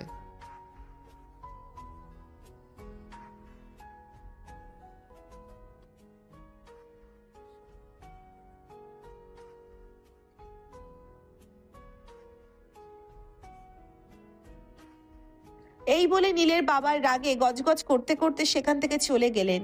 এদিকে নেহা নীলের দিকে তাকিয়ে মুচকি মুচকি হাসছে, যেন তার উদ্দেশ্য সফল হলো। কিন্তু নেহার এমন হাসি দেখে নীল তো রেগে ফেটে যাচ্ছে। সে কোনোভাবেই এটা মেনে নিতে পারছে না। যেখানে সে কোনোদিন নেহার সঙ্গে ভালো মুখে কথা পর্যন্ত বলেনি, সেখানে নেহা এমন কিছু বলবে এটা সে কোনোদিন কল্পনাও করেনি। তাই সেও রাগে গজগজ করতে করতে সেখান থেকে চলে গেলেন। এদিকে নেহা নীলের দিকে তাকিয়ে মুচকি মুচকি হাসছে, যেন তার উদ্দেশ্য সফল হলো। কি ব্যাপার মিস্টার জামাইজান, আপনি আমার থেকে পালিয়ে যাচ্ছেন নাকি? তুমি নিজেকে কি মনে করো আমি তো সেটাই বুঝতে পারছি না। আমি তোমার থেকে পালিয়ে কেন যাব? আমি তো তোমাকে শুধু একটা কথা বলতে এসেছি। দেখো, তোমার এসব স্বপ্ন সারা জীবন স্বপ্নই থেকে যাবে। এগুলো কোনো দিনও পূরণ হবে না, এই তোমাকে বলে দিলাম। আপনার স্বপ্ন পূরণ হলো বলে আপনি আমার স্বপ্নের পথে কোনো দিনও বাধা হয়ে দাঁড়াতে পারবেন না, বলে দিলাম। ওকে, তুমি যখন আমাকে চ্যালেঞ্জ করছো তাহলে আমিও তোমায় চ্যালেঞ্জ করে বললাম, আমি কোনো দিনও তোমাকে বিয়ে করব না। এই বলে নেহার হাত থেকে নিজের হাতটা এক ঝটকায় ছাড়িয়ে নিয়ে নিজের রুমে চলে গেল। মনে মনে 100 বার নিজের কপালকে দোষারোপ করতে লাগলো। কেন যে বাংলাদেশে আসতে গিয়েছিল, তা না হলে এমন একটা দুর্ঘটনা কখনোই হতো না। ব্রিটিশ সিটিজেন গার্লফ্রেন্ডের সঙ্গে প্রেম করে দিব্যি সময়টা কাটিয়ে দিতে পারত, কিন্তু এখন একটা এত বড় ঝামেলায় পড়তে হচ্ছে। আল্লাহই জানে কপালে কি হতে চলেছে। অতঃপর নেহা বাড়িতে ফিরে আসে। সে তার বাড়িতে, মানে তার বাবা মার কাছে এই ব্যাপারটা কিভাবে বলবে সেটাই ভেবে পাচ্ছে না। বড় বোনের আগে ছোট বোনের বিয়ে হবে, ব্যাপারটা আসলেই লজ্জাজনক। তাই নেহা মনে মনে সুযোগ খুঁজতে থাকে কিভাবে মা বাবাকে এই বিষয়টা জানানো যাবে আর তাদেরকে এই ব্যাপারে কনভিন্স করা যাবে। কিন্তু কোনোভাবেই কোনো কিছু হলো না। এদিকে সেদিন সন্ধ্যায় নীলের আব্বুর নেহা ও নীলের বিয়ের সমস্ত বন্দোবস্ত করেন। যদিও বিয়েটা দুদিন পরে হওয়ার কথা ছিল, কিন্তু নীলের বাবা কোনো রিস্ক নিতে চাইলেন না। যদি ছেলে বাড়ি থেকে পালিয়ে যায় তাহলে ওনাকে জেলে যেতে হবে। বর্তমান বাজারে চাকরির যে দাম, বউ হারালে বউ পাওয়া যাবে, কিন্তু চাকরি হারালে চাকরি পাওয়া যাবে না। তাই তিনি ব্যবসাটাকে কেউ বাঁচাতে চেয়েছেন, আর সেই জন্যই তিনি এই সিদ্ধান্ত নিয়েছেন। যাই হোক ভিউয়ার্স, আমরা কথা না বাড়িয়ে গল্পে ফিরে আসি। নেহা যখন বিয়ে করতে আসে তখন নিজের পরিবার থেকে নেহার কোনো গার্ডিয়ানকে খোঁজ হয়, কিন্তু নেহা তখন পরিষ্কারভাবে জানিয়ে দেয় এসব কিছু জানার পর তার ফ্যামিলি থেকে কোনো মানুষ কখনোই আসবে না। তাই নীলের বাবা নিজেই দায়িত্ব নিয়ে দুজনের বিয়ের সাক্ষী হয়ে নেহার সঙ্গে নীলের বিয়ে দিয়ে তাকে বাড়ির বউ বানিয়ে রেখে দেন। এদিকে নেহা এই ব্যাপারটা নিয়ে যথেষ্ট খুশি থাকলেও নীল কোনোভাবেই খুশি হতে পারছিল না, কারণ নেহার সঙ্গে তার জোর করে বিয়ে দেওয়া হয়েছে, তাই সে এটা কোনোভাবেই মেনে নিতে পারছে না। বিদেশ ফেরত একজন যুবকের সঙ্গে কেউ এমন কোনো কাজ করতে পারে, এটা তার ধারণার বাইরে ছিল। তাই সে রুমের ভিতর একা একা চুপচাপ বসে আছে। রাতের খাওয়া দাওয়া শেষ হলে রাত প্রায় 10টার মতো বাজে দিয়ে গেল। নীল তখন ব্যালকনিতে দাঁড়িয়ে সিগারেট খাচ্ছে। নেহা রুমের ভিতর প্রবেশ করে নীলের আম্মু সেখান থেকে চলে যাওয়ার পর সঙ্গে সঙ্গে রুমের দরজাটা লাগিয়ে দিল, আর তারপরেই নীলের সামনে দাঁড়িয়ে বলতে লাগলো, কি ব্যাপার হিরো, কেমন দিলাম তোমাকে? বলেছিলাম ভালোই ভালোই আমাকে বিয়েটা করে নিতে, কিন্তু তুমি তো সেটা করলে না। এখন কেমন লেগেছে বলো? তুমি এটা আমার সঙ্গে একদমই ঠিক করলে না। তোমার কাছ থেকে এটা আমি কখনোই আশা করিনি। কেন করেছো তুমি আমার সঙ্গে এরকমটা বলো? কি করব, আমি তোমার ছবি দেখে তোমাকে ভালোবেসে ফেলেছিলাম। তোমাকে ছাড়া আর আমি থাকতে পারছি না, তাই আমাকে একটু ছলনার আশ্রয় নিতে হলো। তুমি যদি আমাকে পাত্তা না দিতে তাহলে এটা কখনোই হতো না। তুমি কি ভেবেছো এসব কিছু করার পর আমি তোমাকে মেনে নেব? কখনোই না। তোমার সঙ্গে কি হতে চলেছে সেটা তুমি কখনো কল্পনাও করতে পারবে না। শুধু একটু অপেক্ষা করো, আমাকে লন্ডন ব্যাক করতে দাও। সে তুমি যত যাই কিছু করো না কেন, লন্ডন তো আর আমি তোমাকে একা একা যেতে দিচ্ছি না। তোমাকে আমার সঙ্গে যেতে হবে। আর যখন একবার তোমার জীবনে আমার এন্ট্রি হয়ে গেছে, তখন আজীবন তোমাকে আমার সঙ্গেই থাকতে হবে। আমার জীবনে কে থাকবে আর কে থাকবে না সেটা তো আমাকে সময় বলে দেবে, কিন্তু তোমার সঙ্গে কি হবে তুমি শুধু সেটাই দেখতে থাকো। এই বলে নীল নেহার সঙ্গে আর কোনো কথা না বলে ওয়ার্ড্রপ থেকে একটা বালিশ আর ছোট একটা কম্বল বের করে সোফায় গিয়ে শুয়ে পড়ল।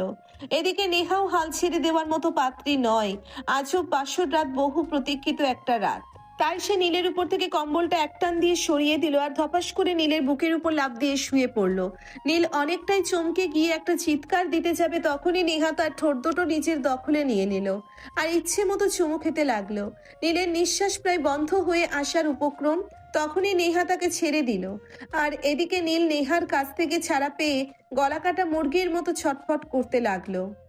আর তারপরেই সে নেহাকে বলতে লাগলো, এটা কোন ধরনের অসভ্যতামি? আমি তো কিছুই বুঝতে পারছি না। কাম অন বেবি, এটা অসভ্যতা হতে যাবে কেন? আমি তোমার বিয়ে করা বউ, তোমার সঙ্গে যা ইচ্ছা তাই করতেই পারি। এখানে এরকম করার কি আছে? আচ্ছা, তুমি কেমন মেয়ে মানুষ আমি সেটাই বুঝতে পারছি না। যেখানে তোমার বিয়ে করার স্বামী তোমার সঙ্গে এসব কিছু করার কথা, সেখানে তুমি নিজে থেকে এসব কিছু করছো। তোমার কি লজ্জা শরম বলতে কিছু নেই নাকি? উফ, আমি কি পাড়ার লোকের সঙ্গে এসব কিছু করছি নাকি? আমি তো আমার জামাইয়ের সঙ্গে এসব কিছু করেছি, তাহলে আবার লজ্জা লাগার কি আছে? আমি তো সেটাই বুঝতে পারছি না। এই বলে নীল নেহাকে ধাক্কা দিয়ে নিজের উপর থেকে সরিয়ে দিতে চাইছিল, কিন্তু নেহা তখনই আবারও নীলকে শক্ত করে সোফার সঙ্গে চেপে ধরে। কিন্তু পরক্ষণে ঘটে গেল এক অঘটন। কেউ একজন দরজায় টোকা দিতে লাগলো। নেহা নীলকে ছেড়ে দিয়ে উঠে দাঁড়ালো। নীল যেন ভাব ছেড়ে বাঁচলো, সে উঠে বসে, আর তখনই নেহা দরজা খুলে দেয়। আর ওই মুহূর্তেই দেখতে পায় দরজার সামনে দাঁড়িয়ে আছে তিশা। তিশাকে দেখেই নেহা বলতে থাকে, কিরে, বিরক্ত করার আর সময় পেলি না তুই? তুই তো তোর জামাইয়ের সঙ্গে ঠিকই একা একা রোম্যান্স করেছিস, আর আমি যাই না আমার জামাইয়ের সঙ্গে রোম্যান্স করতে গেলাম, তখনই তোর আমাকে বিরক্ত করার সময় হলো। আরে ধুর যা, আমি তোকে বিরক্ত করতে আসিনি। আমি তোকে একটা জিনিস দিতে এসেছি যেটা তোর মোস্ট ইম্পর্টেন্ট প্রয়োজন। কি সেটা বলতো শুনি, আর সেটা এক্ষুনি আমাকে দিয়ে এখান থেকে মানে কেটে পড়। আমার মেজাজ খারাপ করিস না, এটা তোকে বলে দিলাম। বলতেই তিশা পিছন থেকে নেহার হাতে একটা ছোট্ট প্যাকেট ধরিয়ে দিল। আর তারপর নেহাকে বলতে লাগলো, এই নে, এটা লাগবে, তা না হলে তো আবার কনসেপ্ট করে ফেলবি, তখন আবার বলবি আমি লাইফটাকে এনজয় করতে পারলাম না। আরে এই যা, আমি তো এটা ভুলেই গেছিলাম, আমার তো একদমই মনে ছিল না। থ্যাংক ইউ দোস্ত, যা এখন আর বিরক্ত করিস না। এই বলে তখনই তিশার মুখের উপর নেহা দরজাটা লাগিয়ে দিল আর তারপরেই রুমে চলে আসলো। এদিকে নীল সোফায় বসে রাগে ফুসফুস করছে। নেহাকে হাসি মুখে রুমে প্রবেশ করতে দেখে নীল বলতে থাকে, কি ব্যাপার? তুমি আমাকে একটা কথা বলো তো, তিশা তোমাকে কি দিয়ে গেল? আর তিশার সঙ্গে কি নিয়ে কথা বলছিলে? কেন, তুমি বোঝো না নাকি কোনটার প্রয়োজন সেটাই দিয়ে গেছে? মানে আমি তো কিছুই বুঝতে পারছি না। তুমি তো কচি খোকা, তোমাকে কিছুই বুঝতে হবে না, আমি সবটা তোমাকে বুঝিয়ে দিচ্ছি। বলে নেহা আবারও নীলের উপর ঝাঁপিয়ে পড়ে। নীলের দুই ঠোঁটে নিচের দুই ঠোঁট ইচ্ছে মতো অত্যাচার করতে থাকে। এদিকে নেহার শরীরের স্পর্শকাতর জায়গাগুলো বারবার নীলের শরীরের স্পর্শ লাগছিল। সে চাইলেও কোনোভাবেই নিজেকে আর কন্ট্রোল করে রাখতে পারছিল না। লোহার চুম্বক যেভাবে দুজন দুজনকে আকর্ষণ করে, ঠিক তেমনি একটা মেয়ে মানুষ একটা ছেলে মানুষের কাছে এভাবে নিজেকে সঁপে দিলে ছেলেটা নিজেকে ঠিক রাখে কিভাবে? তাকে তো বিপরীত লিঙ্গটা আকর্ষণ করবে, এটাই স্বাভাবিক। তাই নীল হাজার চেষ্টা করলেও নিজেকে আর আটকে রাখতে পারছিল না।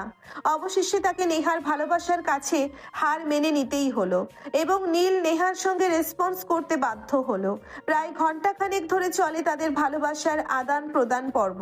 অবশেষে ক্লান্ত শরীর নিয়ে দুজনেই বিছানায় শুয়ে পড়ে।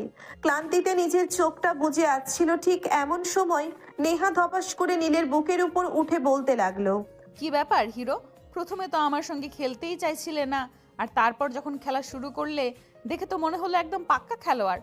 ব্যাপারটা কি, এর আগেও কোথাও খেলা হয়েছে নাকি?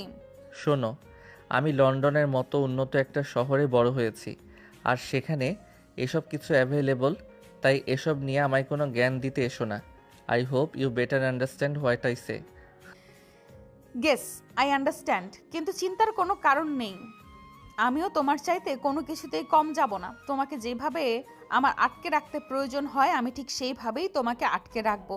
দেখি কার ক্ষমতা তোমাকে আমার কাছ থেকে কেড়ে নেয়। আমি নিজেই যদি তোমার কাছে না থাকি তাহলে তুমি আমাকে কিভাবে আটকে রাখবে সেটাই আমার দেখার বিষয়। ওকে ফাইন, তাহলে তুমিও দেখে নিও আমি তোমাকে ঠিক কিভাবে আটকে রাখি। এখন অনেক রাত হয়েছে, ঘুমিয়ে পড়ো।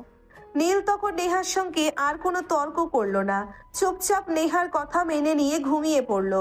এদিকে বেশ কিছুক্ষণ পর নেহা ঘুমিয়ে পড়লো। সকালবেলা ঘুম থেকে উঠে নীল দেখতে পেল নেহা ড্রেসিং টেবিলের আয়নার সামনে বসে ভিজা চুলগুলো শুকানোর চেষ্টা করছে। তার চুলের শ্যাম্পুর ঘ্রাণে সারা ঘর মাতোয়ারা হয়ে গেছে। নীল আস্তে আস্তে বিছানা থেকে উঠে গিয়ে নেহার পিছনে দাঁড়ালো। আলতো হাতে তার চুলগুলো এলোমেলো করে দিচ্ছিল, সেটা দেখতে পেয়ে উঠে দাঁড়ায়। আর তারপরেই সে নীলের কাঁধে হাত রেখে মুখোমুখি দাঁড়িয়ে বলতে থাকে, কি ব্যাপার সাহেব, প্রেমিক প্রেমিক ভাব হচ্ছে না যে? এটা বলতেই নীল একটু থতমত খেয়ে গেল।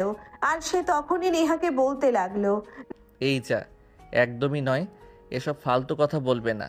এসব ফালতু কথা আমার একদম ভালো লাগে না। হ্যাঁ, সেটা তো রাতের বেলা দেখতে পেলাম। যাই হোক, তাড়াতাড়ি ফ্রেশ হয়ে আসো। শাশুড়ি আম্মু অনেকক্ষণ আগেই নাস্তা করার জন্য ডেকে গেছেন।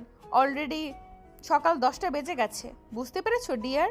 নীল তখন নেহার কথার কোনো উত্তর না দিয়ে আলমারি থেকে টাওয়ালটা বের করে নিয়ে ওয়াশরুমে ঢুকে গেল।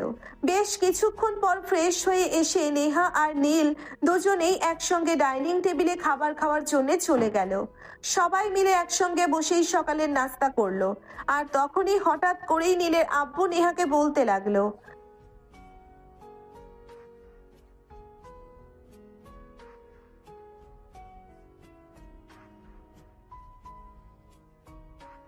কথাটা বলার সামনে বলাতেই নেহা যতটা না বেশি লজ্জা পাচ্ছিল, ততটাই বেশি অপরাধ বোধ কাজ করছিল। কারণ সে তো আসলে প্রেগনেন্ট নয়। এখন তার শ্বশুর বাড়ির সবাই তো জানে সে প্রেগনেন্ট, তাহলে বাচ্চা কোথা আসবে? এই চিন্তায় মুহূর্তের মধ্যেই তার ফর্সা মুখটা ফ্যাকাশে হয়ে গেল। সে খাবার শেষ করতে পারলো না, অর্ধেক খাবার রেখেই হাত দিয়ে রুমে চলে আসলো। নীল সেটা খুব ভালোভাবেই বুঝতে পারলো। কি ব্যাপার ম্যাডাম, এখন আপনার থোতা মুখটা ভর্তা হয়ে গেল কেন? কই না তো, কিছুই হয়নি। আমার আব্বু যেটা বলেছে সেটার জন্য তো আমি খুব ভালোভাবে বুঝতে পেরেছি। যাই হোক, এটা নিয়ে তোমাকে কোনো চিন্তা করতে হবে না। আমরা তো লন্ডন চলে যাব, তারপর তো আর মা বাবা আমাদের ব্যাপারে সব কিছু জানবে না। তখন কিছু একটা বলে বিষয়টাকে কাটিয়ে নেওয়া যাবে। এমনটা করা কি আদৌ ঠিক হবে? তাছাড়া তুমি বা আমার জন্য কেন মিথ্যা বলবে? এমনি করলাম আর কি। হাজার হোক তুমি আমার বিয়ে করা বউ, তোমাকে রক্ষা করা আমার দায়িত্ব এবং কর্তব্য। কিন্তু তাই বলে তুমি তোমার মা বাবাকে এত বড় একটা মিথ্যা কথা বলবে, এটা তো আমার জাস্ট ভাবতেই পারছি না আমি। দেখো, আমি অনেক চিন্তা ভাবনা করেছি। তুমি আমাকে ভালোবাসো বলেই এত বড় একটা মিথ্যা কথা বলতে পেরেছো। আর একটা মেয়ে যদি আমাকে ভালোবেসে নিজের চরিত্রের দাগ লাগাতে পারে, তাহলে সেই মেয়েটাকে ভালোবাসা কি আমার দায়িত্ব এবং কর্তব্য নয়? তাই আমি ঠিক করেছি সবার আগে আমি তোমাকে ভালো রাখবো এবং তারপর বাকি সব কিছুর কথা চিন্তা করব। তুমি সত্যি বলছো? তখনই নেহাকে টান দিয়ে নিজের বুকের সঙ্গে মিশিয়ে নিল। আর তারপরেই বলতে লাগলো, কেন বিশ্বাস হয় না? আমাকে কি প্রমাণ চাও বলো, আমি তোমাকে সেই প্রমাণ দিতেই প্রস্তুত আছি। আমি তোমাকে বিশ্বাস করি আর ভালোবাসি, আমার কোনো প্রমাণের প্রয়োজন নেই। তাহলে এভাবে মুখটাকে আর গোমড়া করে রেখো না। তোমাকে এভাবে গোমড়া মুখে দেখতে আমার একদম ভালো লাগে না। তুমি হাসি খুশি চঞ্চল হয়েই থাকবে, তোমাকে ওভাবেই ভীষণ ভালো লাগে। এই যে আমি হাসলাম, এখন তো ভালোই লাগছে। হ্যাঁ, আমার দুষ্টু মিষ্টি পাগলি বউটা, তোমায় ভীষণ ভালো লাগছে।